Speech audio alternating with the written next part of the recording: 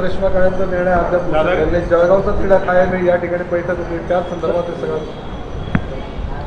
नाही, मी पहिल्यांदा भारतीय जनता पक्षाचे नेते आदरणीय गिरीश भाऊ महाजन साहेब आणि आमचे शिवसेनेचे नेते मंत्री आदरणीय उदयजी सामंत साहेब हे गेल्या 8 दिवसापासून नाशिकचे जे भारतीय जनता पक्षाचे बंडखोर उमेदवार होते आदरणीय गोकुळजी गीते यांना गेल्या 8 दिवसापासून ते प्रयत्न करत होते की त्यांनी पाठिंबा द्यावा.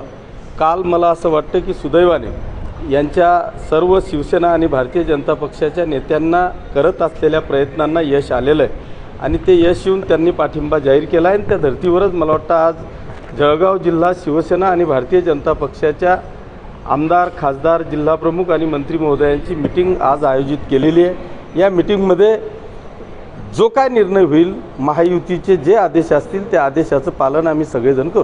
पण आज पाठिंबा जाहीर होईल असं वाटतं, या बैठकीनंतर असं वाटतं? नाही, निश्चितपणे तो तोडगा आजच निघाला असता, परंतु आमचे नेते आणि या जिल्ह्याचे पालकमंत्री आदरणीय गुलाबरावजी पाटील साहेब यांची या राज्याचे मुख्यमंत्री आदरणीय देवेंद्रजी फडणवीस साहेब यांच्याकडे अचानक मिटिंग लागल्या कारणाने पालकमंत्री महोदय या ठिकाणी नाही आहेत. ते जोपर्यंत समोर असत नाही तोपर्यंत मला वाटतं निर्णय होऊ शकणार नाही.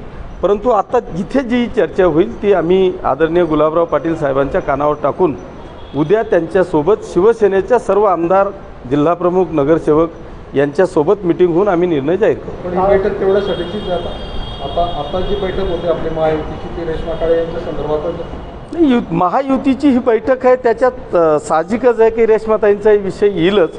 पण याच्यावर जो काय निर्णय होईल तो उद्या माननीय पालकमंत्री महोदयांच्या कानावर आम्ही हा सगळा आजच्या चर्चेचा विषय टाकू आणि उद्या त्यांच्यासोबत जी बैठक होईल त्या बैठकीमध्ये अंतिम निर्णय. नाराजी कायम असल्याचं बोललं जातं. नाही, असे साहजिक आहे की त्यांनी फॉर्म भरलेला आहे. नाशिक आणि जळगावमध्ये हे चाललेलं होतं, परंतु आमचे नेते गुलाबराव पाटील साहेब असतील किंवा आम्ही सगळेजण असू, निश्चितपणे ते रेश्माताईंना विश्वासात घेऊन महायुतीमध्ये कुठेही आपल्या मतभेद जाणार नाहीत याची काळजी घेण्याचा प्रयत्न करू. आपण नाशिकमध्ये जसं घडलं तसंच काहीशी प्रक्रिया जी जळगावमध्ये पाहायला मिळते, तसंच राजकारणाला चर्चाचं उदाहरण झालं आहे, तसं राजकारण नाही. ठीक आहे ना, जे काय झालं आता प्रत्येकाची इच्छा असते ही जागा आम्हाला सुटावी. जसं भाजपची इच्छा होती की नाशिकची जागा आम्हाला सुटावी, त्याच्यामुळे तिथल्या इच्छुकांनी, भाजपच्या कार्यकर्त्यांनी फॉर्म भरले, तसे इथलेही इच्छुकांनी फॉर्म भरलेले.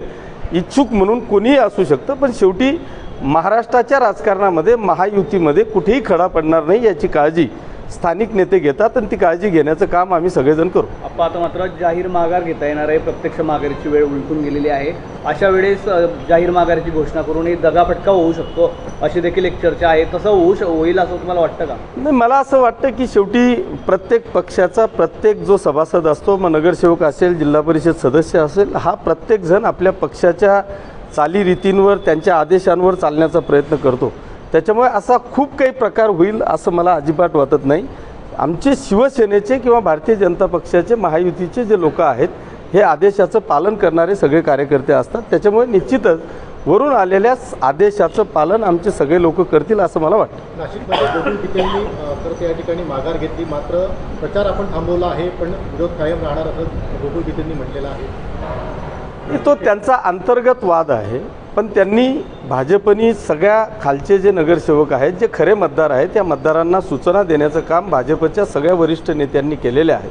मला असं वाटतं की ते देखील पालन करतील आणि इथेही जो निर्णय होईल त्या निर्णयाचं पालन इथलेही जे सगळे मतदार आहेत ते सर्व मतदार करतील.